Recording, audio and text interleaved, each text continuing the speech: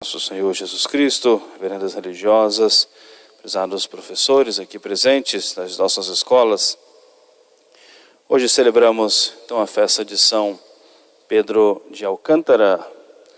É bastante interessante essa leitura que nós ouvimos, a carta do apóstolo São Paulo, em que, inspirado pelo Espírito Santo, São Paulo manifesta que depois que ele conheceu o nosso Senhor, aquilo que ele considerava para ele lucro, ele agora considera como algo desprezível, como um prejuízo na sua vida, depois que ele conheceu verdadeiramente a nosso Senhor. Isso bem aplicado também na vida de São Pedro de Alcântara. Ele é do finalzinho do século XVI, 1599, e de uma família nobre da Espanha, na cidade de Alcântara, e foi bem educado, numa formação já católica. Mas o pai queria que ele seguisse a carreira do direito, mas ele manifestou o desejo de consagrar-se a Nosso Senhor, a serviço da igreja, da pregação, do Evangelho. E ingressou, então, na ordem dos franciscanos. E tornou-se sacerdote, completou a sua formação, tornou-se sacerdote e grande exemplo de virtude. E logo também teve um papel importante na vida dos franciscanos, assumindo como provincial também da ordem dos frades franciscanos, na formação e na visitação também e na fundação de novas casas dos franciscanos. Nos caminhos da providência de Deus, ele se encontra com Santa Teresa d'Ávila, iniciando também inspirada por Deus o seu caminho de reforma do Carmelo. E São Pedro de Alcântara teve um papel importantíssimo na sua decisão, na reforma, sobretudo, do convento de Ávila, do Carmelo de Ávila. E foi sobre São Pedro de Alcântara percebeu que o seu desejo realmente vinha de Deus, não era nenhum outro interesse. Muito a incentivou, motivou e apoiou que ela vivesse essa missão dentro da vida da igreja. Teve um papel importantíssimo na vida da grande Santa Teresa, que é patrona dos mestres, patrona dos professores. Morreu aos 63 anos de idade, uma vida de muita penitência. Sobretudo destaca-se na sua vida o quanto ele fazia penitência no seu sono. Interrompia muitas vezes o seu descanso, o seu sono para rezar. E tinha uma fé e uma confiança muito grande de que esse sacrifício extraordinário alcançava de Deus também graças extraordinárias. Reconhecia que os dons que Deus lhe concedeu, ou seja, eram propriamente de Deus, ele não deveria se vangloriar disso. E um fato que conta-se na história, ele, até por ser provincial dos franciscanos, visitava muitas cidades, e ele sempre que ele entrava numa nova cidade, ele se ajoelhava, beijava o chão e dizia: Senhor, tende misericórdia dessa cidade, pois vai entrar aqui um grande pecador.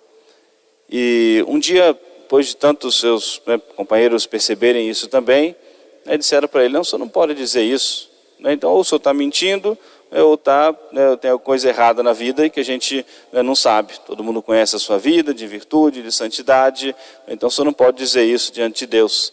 E ele, com muita simplicidade, mas reconhecendo, sobretudo, como nós devemos reconhecer que tudo é dom, graça, benefício de Deus, disse: não que eu tenha, por graça e misericórdia de Deus, que eu tenha cometido pecados, procuro levar minha vida de virtude, mas se não fosse pela graça de Deus, talvez seria um dos maiores pecadores do mundo.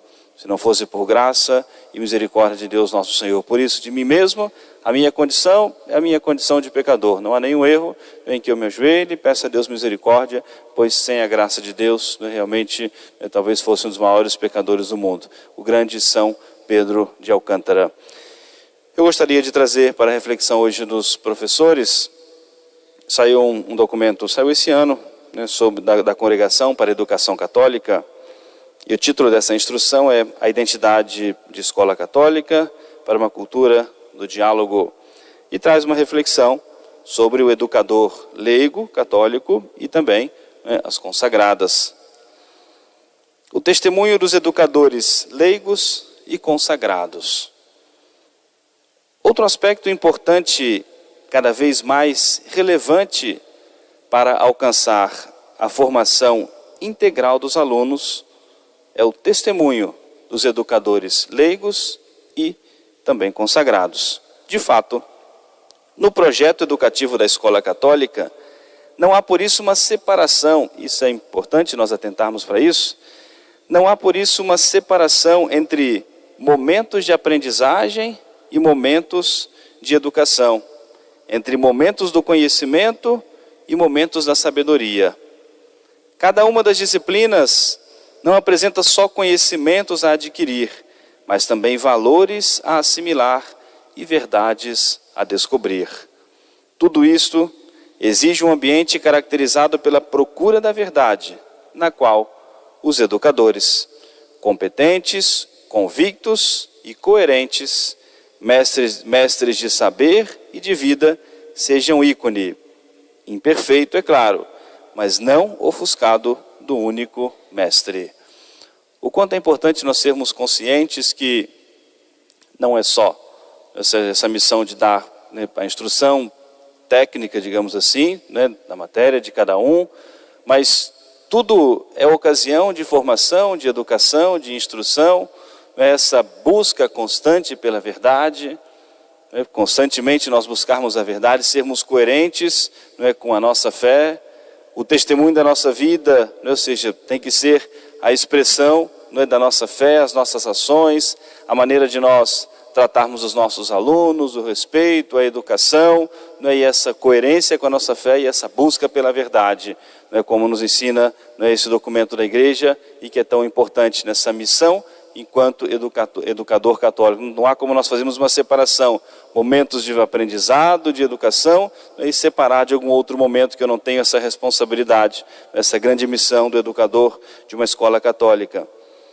O educador leigo católico nas escolas, e em particular nas escolas católicas, exerce um trabalho que tem inegavelmente um aspecto profissional, mas que nele não se esgota.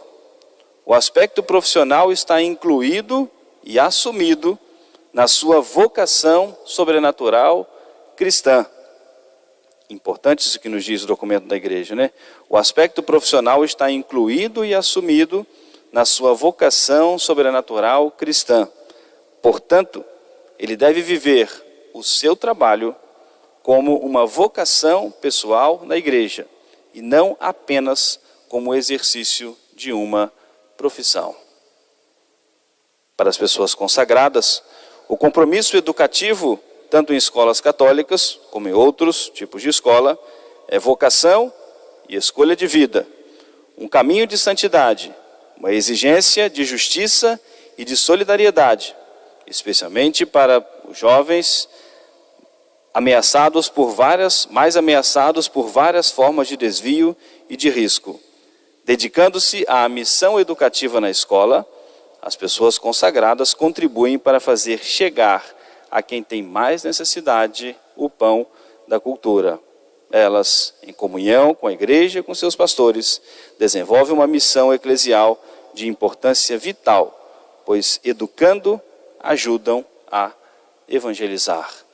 Que nós guardemos essas reflexões da igreja para a nossa formação, para a nossa instrução, sobretudo ao mesmo tempo agradecendo a Deus nosso Senhor, pedindo a intercessão da grande Santa Teresa d'Ávila, patrona dos mestres, dos professores, proclamada pela igreja como doutora da igreja, e o quanto aprendeu de nosso Senhor, aprendeu do sacrário, no entendimento, no conhecimento mais íntimo de nosso Senhor, mas sobretudo de tudo que nós falamos, que guarda essa reflexão, a importância do testemunho de vida, não só a competência técnica, mas o testemunho de vida cristã, essa coerência entre aquilo que nós ensinamos, a maneira como nós vivemos, para nós sermos exemplos também, assim como nós precisamos imitar as virtudes dos santos, imitarmos a nosso Senhor, sermos exemplos também para os nossos alunos. É uma grande missão dos professores, dos educadores, de modo especial das nossas escolas católicas. Amém. Louvado seja nosso Senhor Jesus Cristo. Para sempre seja louvado.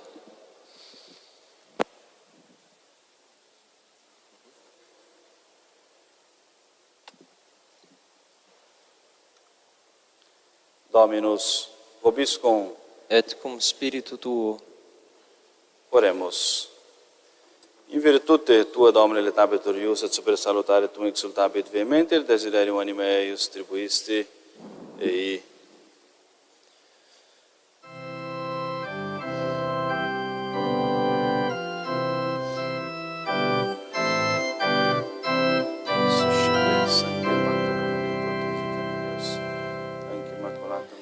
Sim, Jesus, sois um bom mestre, quero sempre vos amar, e no meu viver terrestre vossa glória proclamar.